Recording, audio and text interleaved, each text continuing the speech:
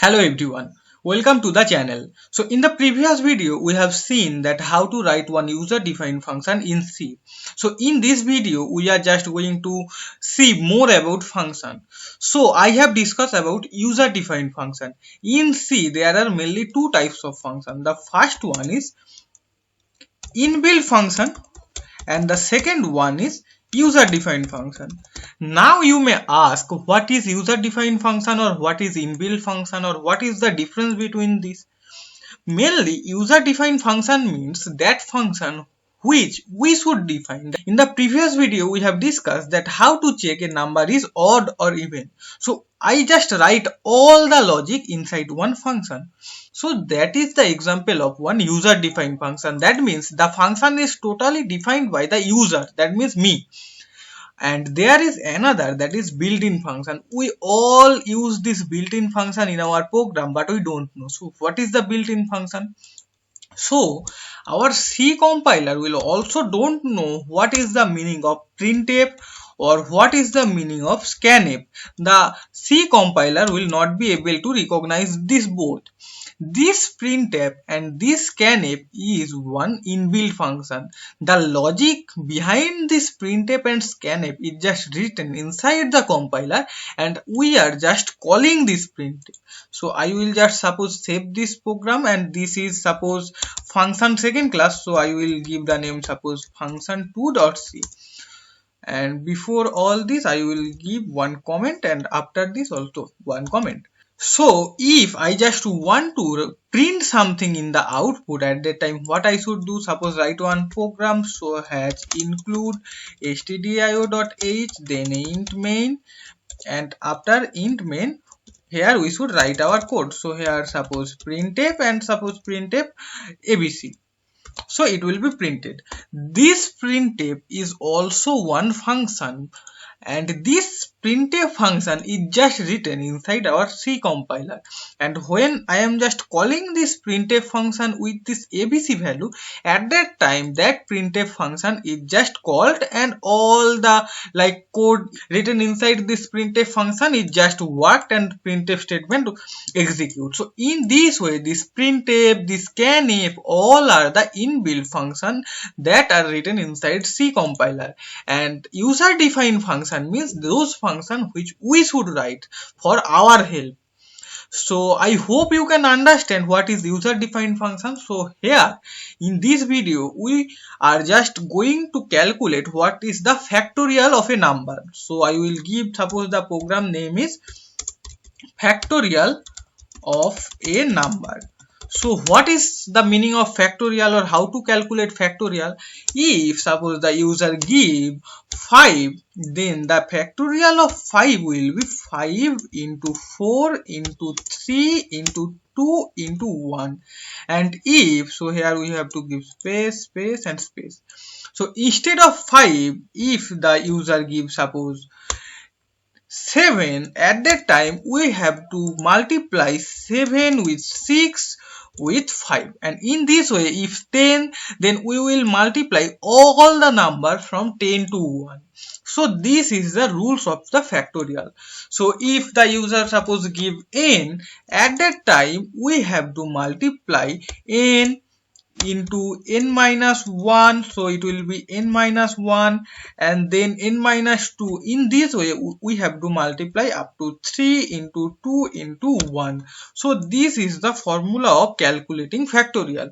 So in this video we will calculate the factorial of a user given number and through the function, that means all the logic for this function will be written inside a function. Now one question may comes in your mind that we should write the logic of the factorial inside this main statement. Why for that reason or for writing the factorial logic we will create one new function?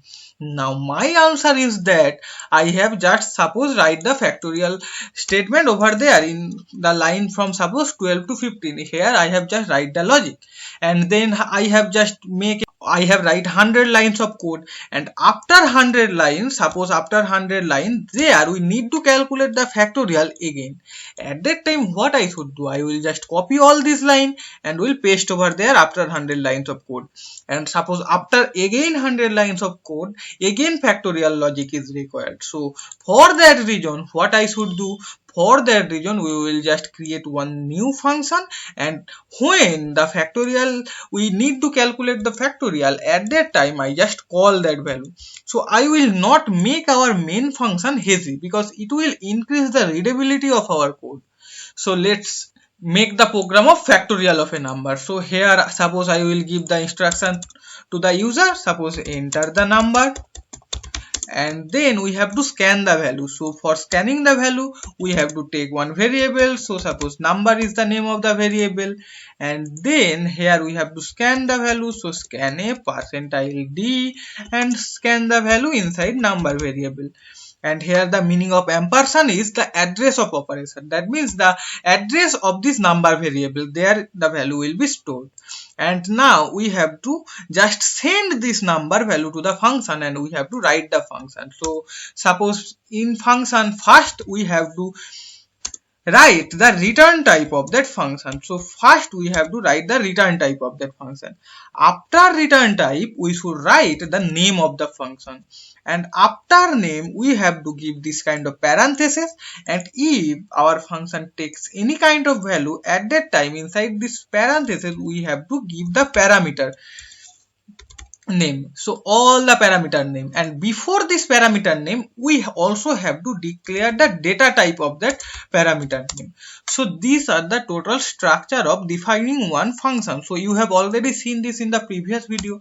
So first here, suppose the return type will be integer, because I will just return the value to the main function also. So here the return type will be integer. Then suppose one name of the function, so it will calculate the factorial. So I will just write factorial as the name, and then here we have to declare the name of the variable. So suppose I will hold the value in n, and we have to write the data type of this n variable. So int n. And then after that, here we should write our logic. And what should be the logic? The logic will be, we have to make one loop, and that loop will rotate from n to 1. If the value of n is 5, at that time the loop will rotate from 5 to 1. If n is 7, at that time loop will rotate from 7 to 1. If the, suppose the number is 10, at that time it will rotate from 10 to 1. So what I should write? Inside n the number is there, so I will just write one for loop. So here I will just declare another variable, suppose int I, for our for loop. And then suppose I am just zooming out it, and then here we should write for I equals to from n, and it will go up to I less than equals to 0, and the value of I will be decrement in each step. And then inside for loop, what I should write? Here we have to multiply all the value of I. That means at first in for loop 7 will come, then 6 will come, then 5 will come, then 4 will come. In this way up to 1 it will come, and we have to multiply all those. So for multiplication I will just take, suppose another variable answer, and the answer will be from first 1. The first assigned value of answer is 1, and now here I will write answer equals to answer into I. That means all the time answer will be multiplied by I, and the shortcut of this is answer multiply equals to I. So it will also work same. So the first, the value of answer will be 1. So here I am writing one comment. Suppose the value of number is suppose 7. At that time in this loop, at first the value of n will be 7, and now the first value of answer is 1. Now this statement will execute. At that time there the value of answer will be 7. Now the loop value will be 6, and then 7 will be multiplied by 6, and then the loop value will be 5. Now 7 and 6 will be multiplied by 5, and in this way it will multiply 4, 3, 2, 1, and when the value will be like, it will not be less than equals to 0, it will be greater than 0, because the first value of I is suppose 7, then the value of I will be decremented by 1, that means I minus minus, so then 6, then 5, then 4, 3 to 1, and when the value of I will be 1, at that time we need to break the function. So I will just, for that reason the condition will be I greater than 0. This will be the condition. And here inside answer I have just get all the factorial value. So what I will return? I will return suppose the answer. And we also can print that answer inside this factorial variable. And now I will just return the value of the answer and print the statement inside our main function. So here we have to hold that value. For holding that value, so we have required another variable. So I am giving the variable name suppose result, and I will call that result equals to, and here we have to give the factorial name. So copy this and paste it, and here we have to give the number because I will send this number. And here inside result the factorial value will be stored. Now my work is I have to print this result. So I will just write printf, and here I will write the factorial of percentile d is percentile d. So what is the percentile d? First there will be number and second will be the result.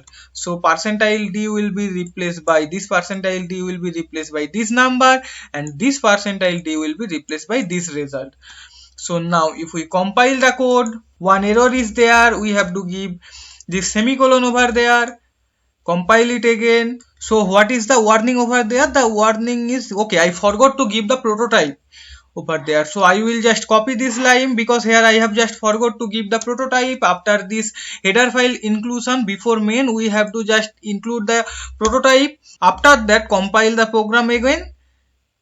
No error, run it. Now enter the number. Suppose I have entered 5. At that time the factorial is 120 because 5 into 4 into 3 into 2 into 1, the value will be 120. So instead of 5, if we just give the value suppose 8, at that time the value is 40320. So this is the way I should calculate the factorial. So here I just want to change something in our code. Here what I am doing, I am just calculating the factorial for a particular number. But if here I just want to suppose calculate the factorial for a particular range. So suppose here I just want to calculate the factorial from 5 to 10. That means all the value from 5 to 10. For all the value from 5 to 10, the factorial will be calculated and will be printed. So if inside one range I just want to calculate the factorial, at that time what I should do?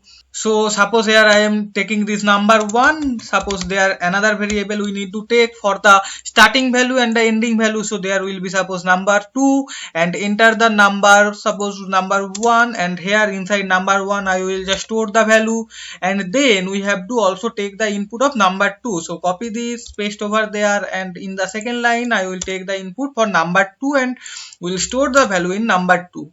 Then we have to write one loop suppose for, and here we also have to write one variable for this for loop. So I will be started from this number 1 and will go up to number 2. So I equals to number 1 and the range of I is I less than equals to number 2, and the value of I will be plus plus in each time. And then here inside this for loop I will just write this 2. So control X over there and control V. So inside result for all value of I, the factorial value will be calculated from this factorial function and then it will be printed. So here instead of writing this number, here I will just write I, because here now the value is become I. And here also inside this factorial I will send the value I over there, because I will calculate the value for I, not for number, because number is not a variable. Now I should just calculate the value for I. So now compile the program, no error is there, and then run this program again. So enter the number 1, suppose the range is from 5 to 10, I just want to print the factorial of 5 is 120, factorial of 6 is 720. In this way factorial of 10 is printed. So here I will just give one /n for new line. So compile and run the program again. So now enter the number 1, suppose number 1 is suppose 1 and number 2 is suppose 10. So I have just printed the factorial of 1, factorial of 2, 3. In this way up to 10 the factorial is printed. So in this way we can just print the factorial inside our for loop, and we also can call the function from this for loop. So that's all for this video. I hope the concept of function is totally crystal clear to you, and if you don't understand the concept, please comment out your problem. I am always there to help you out. So if you are not my subscriber, please subscribe my channel to get all the update of our C programming tutorial. And after completing this tutorial series, we are just going to launch our project that is written in C. So we will just live do our project over there, and you can see, and you also can do that kind of project and add to your resumes. So subscribe and also press the bell icon button, and if you like the video, like it. Thank you.